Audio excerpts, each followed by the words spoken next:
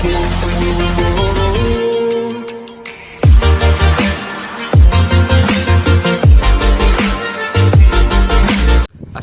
warahmatullahi wabarakatuh.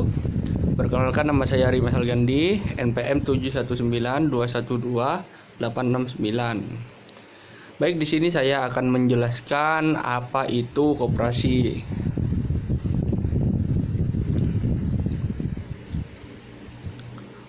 Koperasi adalah badan hukum yang berdasarkan atas asas kekeluargaan yang anggotanya terdiri dari orang perorangan atau badan hukum dengan tujuan untuk mensejahterakan anggotanya. Umumnya koperasi dikendalikan secara bersama oleh seluruh anggotanya, di mana setiap anggota memilih hak suara yang sama dalam setiap keputusan yang diambil koperasi. Pembagian keuntungan koperasi bisa disebut sisa hasil usaha atau SHU. Biasanya dihitung berdasarkan andil. Untuk sejarah koperasi pada awalnya dimulai pada abad ke-20. Pada umumnya, sejarah koperasi dimulai dari usaha kecil yang spontan dan dilakukan oleh rakyat kecil. Kemampuan ekonomi yang rendah mendorong para usaha kecil di Indonesia. Ide-ide perkoperasian diperkenalkan oleh R. Arya Wiratmadja yang pada tahun 1896 yang mendirikan sebuah bank untuk para pegawai negeri. Karena semangat yang tinggi, perkoperasian pun selanjutnya diteruskan oleh The Walls One Westerhout. Pada tahun 1908, Dr. Sutomo mendirikan Budi Utomo. Dr. Sutomo sangat memiliki peranan bagi gerakan koperasi untuk memperbaiki dan mensejahterakan kehidupan rakyat.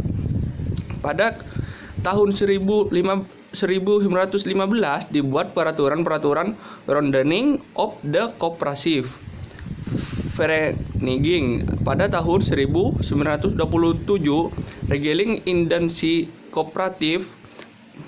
Pada tahun 1987 dibentuklah Serikat Dagang Islam dengan tujuan untuk memperjuangkan kedudukan ekonomi para pengusaha pribumi.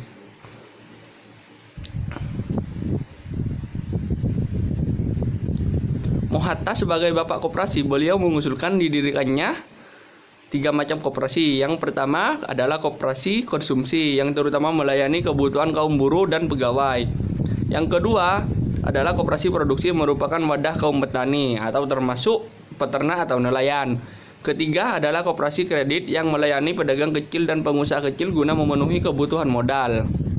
Bung Hatta mengatakan bahwa tujuan koperasi yang sebenarnya bukan mencari laba atau keuntungan, namun bertujuan untuk memenuhi kebutuhan bersama anggota koperasi. Apa saja landasan koperasi? Landasan ideal Pancasila, yaitu sebagai sarana untuk mencapai masyarakat adil dan makmur. Koperasi tidak lepas dari landasan-landasan hukum. Landasan struktural UUD 1945, yaitu Undang-Undang Dasar 1945 menempatkan koperasi pada kedudukan sebagai suku guru perekonomian nasional.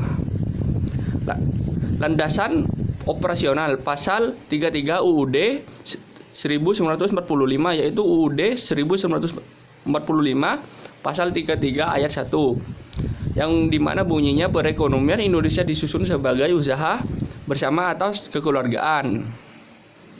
Apa saja asas koperasi? Yaitu asas kekeluargaan, asas gotong royong.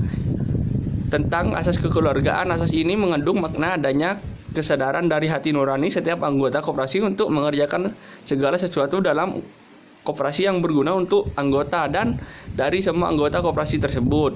Sedangkan asas gotong royong, asas ini mengandung arti bahwa dalam berkoperasi harus memiliki toleransi, sifat mau bekerja sama, dan sifat lainnya yang mengandung unsur kerjasama. Apa itu fungsi koperasi? Fungsi koperasi sendiri memiliki seperti membangun dan mengembangkan potensi dan kemampuan ekonomi anggota pada khususnya serta masyarakat pada umumnya untuk meningkatkan kesejahteraan ekonomi dan sosial. Berperan secara aktif dalam upaya meningkatkan kualitas kehidupan masyarakat. Pertumbuhan dan perkembangan koperasi di Indonesia. Memasuki tahun 2000 posisi koperasi Indonesia pada dasarnya justru didominasi oleh koperasi kredit. Yang terkait dengan program pemerintah hanya sekitar 25% dari populasi koperasi atau sekitar 35% dari populasi koperasi aktif. Pada akhir-akhir ini posisi koperasi dalam pasar kreditan mikro menempati tempat kedua setelah BRI unit desa sebesar 46% dari KSP atau USP dengan pangsa sekitar 30%. Dengan demikian, walaupun program pemerintah cukup gencar dan menimbulkan distorsi pada pertumbuhan kemandirian koperasi, tetapi hanya menyentuh sebagian dari populasi koperasi yang ada, sehingga pada dasarnya masih besar elemen untuk tumbuhnya kemandirian koperasi.